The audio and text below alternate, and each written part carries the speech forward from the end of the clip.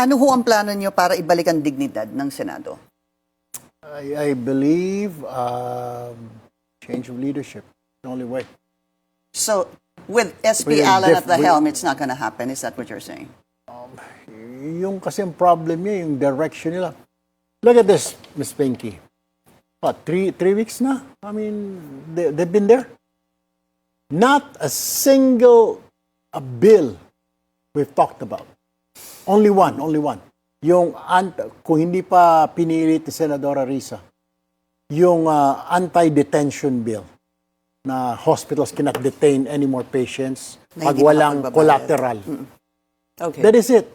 For how many days? That's just 9 days. Walang naipasa. I mean, it's already ripe. Meron pa, maging si Senator Marcoleta.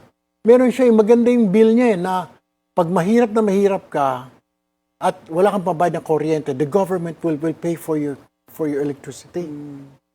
Hindi namin napag-uusapan yan. Okay. We wasted our time trying to protect Bato de la Rosa, trying to talk about where we na-attack ba tayo?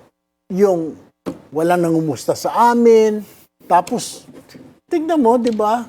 Inubos. Tapos, lastly, Wednesday, imbis na pag-usapan ulit yung mga bills, video conferencing na lang yung mga kasama natin for justifiable reason. Anong pakialam ni Juan, ni Maria dun sa bill na yun? Mas maganda siguro, mas nagpalakpakan ng mga tao, kahit ikaw siguro, even yourself, if we talk about that hospital detention bill.